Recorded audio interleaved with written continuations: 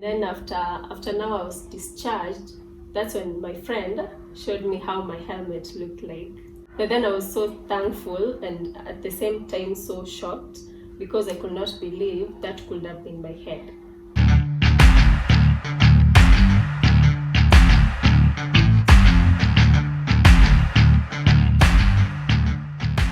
Hello and welcome back to WK Media. Today we are talking to Grace. Grace is going to share her story about the experience she had with a helmet when she had an accident. This story is going to touch you. It's going to be emotional. Kindly, let's first allow her to introduce herself and tell us what you do and what happened. My name is Grace Lumumba. I sell motorcycle gears and I'm into interior decor. The reason why we're having this conversation is because I am doing a helmet safety campaign under the campaign name I Ride for Helmets. And it's more important for people to understand how helmets save lives. When did you start riding or when did you get involved with motorcycles? Back in 2015, I met a biker. He had a Kawasaki 400cc. And that's when I started being a pillion at that time. Then throughout the years. A lot of people think that riding gear is specifically for the person who's holding the handlebars. No. So you'll find that most people are comfortable if you're a passenger or if you're a pillion, not wearing the riding gear, the helmet and the jacket, the knee guards, all the all the gear, all the gear all the time. I'd like you to share your experience because you're not the one who holds the handlebars, but yet you know the importance of the gear, and you've had an experience that is quite a lesson, not only to you but to all of us, and especially those who do not think that they need to wear the gear because they're seated at the back. Last year, October, I can't remember the date too well. We had an accident. I was riding as a pillion and a boda rider just crossed the road in front of us and he was hit by a matatu, and us avoiding to hit him, we went down. Like everything just happened in a flash of a second. And I went to the hospital. I was told I had a fracture, but they did not tell me that I had a cut on my foot from all the way down to on the side. Okay. Yes. Okay. So from there I was taken to theater. They had to clean the wound on that first night. Then after one day, on a Friday, they had now to stitch me up. Then after 2 days, now I was put the metal plate. Wow. Because of the fracture. Yeah, it was a long journey of about 2 weeks in hospital. The most important gear out of everything is the helmet, because you can repair a fracture, you can stitch up open, but you can't heal the scalp. So if you have any injuries in the head, chances are high that you will not make it. And most of the deaths that occur after motorcycle crashes are those that have injuries of the head. So you told us what the experience was being in hospital and discovering the extent of the accident and looking at the helmet. When you saw the helmet, what did you think? After now I was discharged, that's when my friend showed me how my helmet looked like how I fell, the scratch on the helmet, how it saved me. Actually, he was laughing, telling me, you don't know how your helmet looks like. You don't even know where it is. So let us show you. So there it was. And then my first thought was like, this helmet was still new. It has this big scratch. To be sincere, I was so shocked, but then I was so thankful and at the same time so shocked because I could not believe that could have been my head. Just thank God I had it on and I had it strapped. you don't just wear a helmet and then you just go. I usually see either women, men, children, you just wear a helmet and forget to strap it. So when you fall, it will roll off. Yes. And you've brought in a very important point, because even if you're wearing the safest helmet, as long as it's not strapped, it is useless. Yes. It is useless. And so you're emphasizing that people must wear their helmet and strap it. Yes. The bodabodas who wear it on top here. Just to show. You see the straps. Just to show the police, as in the traffic police, that you're wearing a helmet, and that's it. Yeah. You don't care about your safety. A helmet is not a compliance tool. So don't wear it for that policewoman or that policeman on the road. Yeah. It is a safety tool. So wear it all the time. How has it been healing and getting back on the bike? Well, it has not been easy. It's been so hard. And now the major issue was the wound. They did not manage to stitch it up completely. So I had to be on bed rest, minimal movements until now it's sealed. And then now I started walking. So I started walking, I think, in January, February, March. I dropped one crutch and then was walking on the other crutch. So, but it has not been easy. Another emphasis is wearing boots, motorcycle boots. Yeah. If I had them on, I wouldn't have had that. The injuries that you've got on your leg. Yes. Okay. And knee guards. Yeah. How long has it been since the accident to where you can say, I now feel healed? And I know there are two ways of healing that you've had to go through. You have had to go through the mental healing, and you've had to go through the physical healing. How long has it been, and where do you think you are in both mental and physical? It has been 6 months. 6 months of mental torture, emotional torture, physical torture. It has not been easy, but then I just had to be so brave and believe that I'll walk again, believe that everything will go back to normal. I actually went back on the bike, I think in July, for the first time. It was scary. I can imagine. It was very, very scary. But now I'm investing on all motorcycle gears because I sold mine, believing that I won't get back on the bike again. But the passion is still there. I want to ride again. I want to buy my own bike. So I'm investing in gears again, boots, riding suit, helmet, gloves, and just have at least a second pair. You don't just have to buy a helmet and then that's it. Yes. You just have to have extras in case of either anything or to change. Because not everyone can wash the lining in the helmet every single time. So you need to have a change. The balaclavas, you can just wear one balaclava every single time. Because I noted that also when someone boards boda, actually most women refuse to wear a helmet. Because no balaclava, my hair, no, I cannot share a helmet with someone else. No. You see?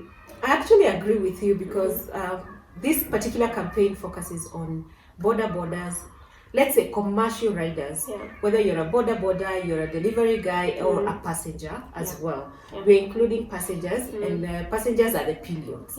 But there are those who use motorcycles for transport, so that's a passenger. And then there's that one who sits at the back all the time. Both names apply. So we are focusing on the pillion, stroke passenger, the rider in the commercial sector. And one of the biggest challenges with the pillions is that, especially women, the hairstyle doesn't fit the helmet. The hygiene of the helmet is again very questionable, which I totally agree because I wouldn't feel comfortable as well. And as you say, it's better to invest in your own helmet or at least a balaclava. Yes. the nets that are being provided are good, Yeah. but there are one-time use. Yeah. So if you're going to take bodas all the time and you don't get to use the Uber boda who gives you the net, then what? It means you have the option of either wearing the helmet alone, or not. And then of course there's the other issue of my makeup. True. Yes. What would be your message to women? Because I feel like if your mode of transport is going to be motorcycle, then women need to align themselves to that particular mode of transport. Ensure that your hair is in a style that can fit in a helmet. Yeah. And also ensure that you have, the most important because of hygiene is to have your own helmet. Yeah. What would be your message to the women?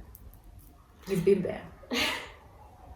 Okay, when you decide to ride on a boda or on these super bikes and all that, you won't have to care about your helmet, about your makeup.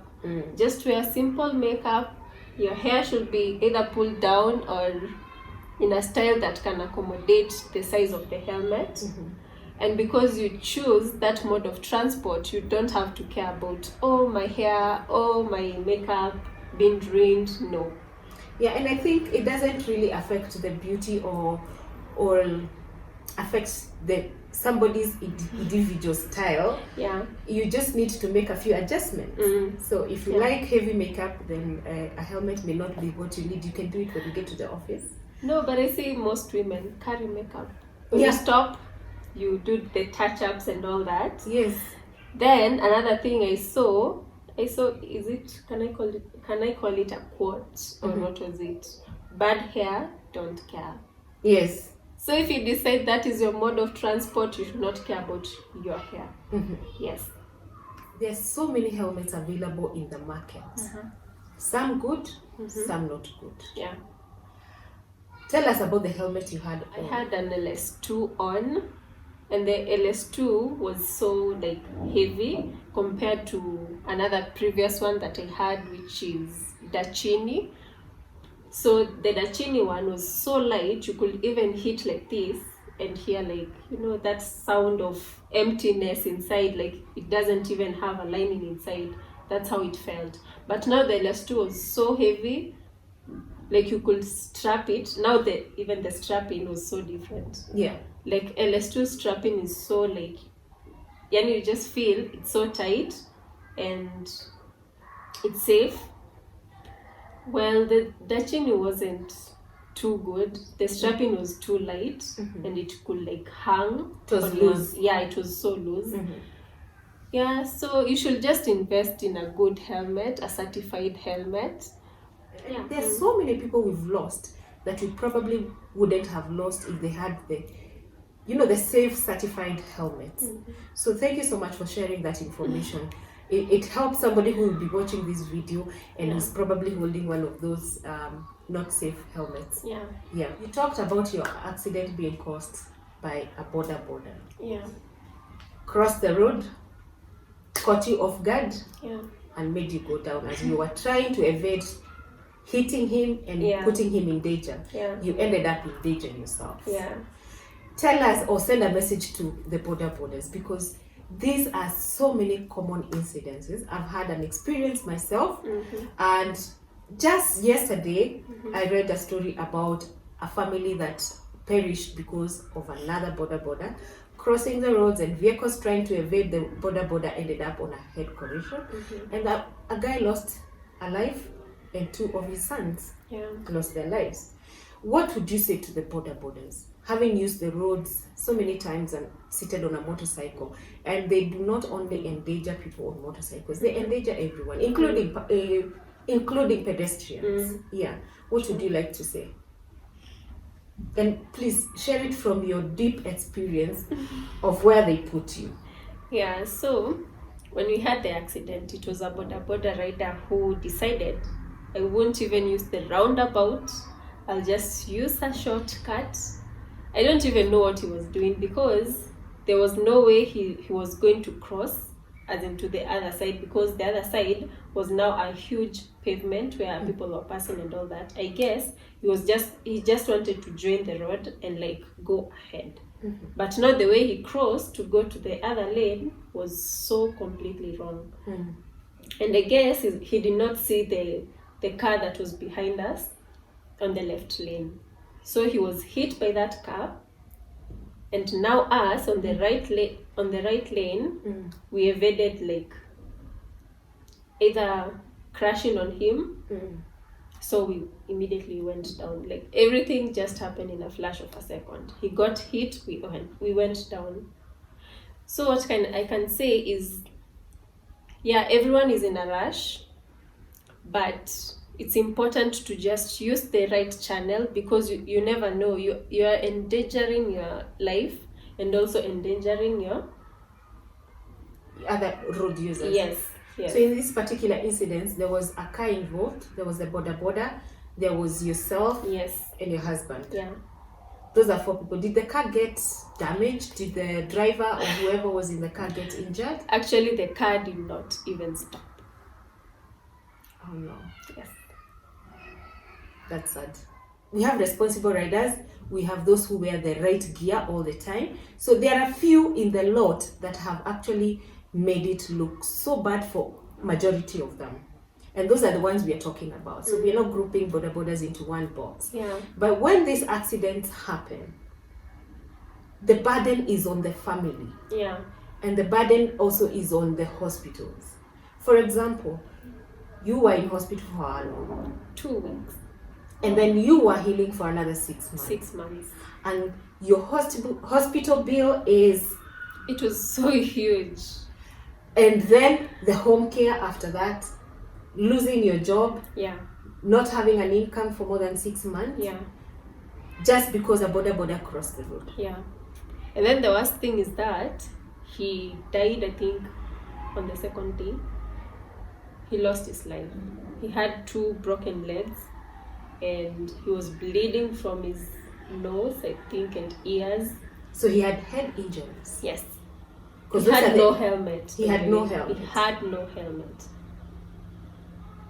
He had no license on him, no documentation on him. Jesus. Yeah.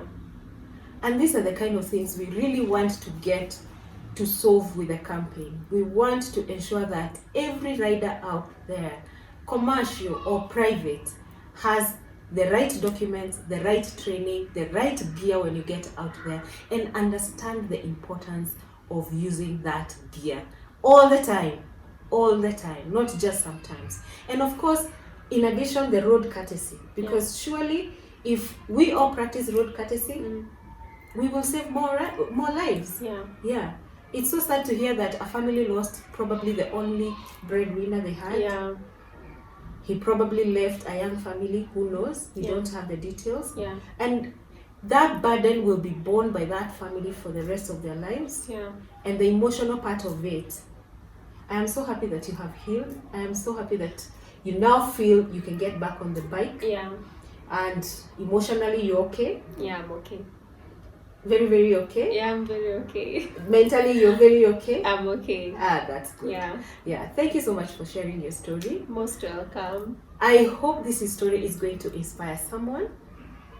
It's going to educate someone in wearing the right gear. It's going to show the message that we are sharing with the I Ride for Helmets, because we need to save lives. You are saved by a helmet, and so everybody else should wear a helmet, and let's save lives. What is your parting shot, Grace? What would you like to be the parting shot on this? Wear protective gears. They save lives. That is what I learned from my accident. Good. Yeah. Until the next video, thank you so much for watching. If it's your first time, make sure you subscribe before you leave, and let's save lives. Also follow I Ride for Helmets on Instagram and tag all your friends and families. That rider who takes you home, that rider who picks and drops your luggage or your parcels somewhere, tag them all. We are donating helmets and starting the giveaway very, very soon, and so we don't want your friends to miss out. Bye.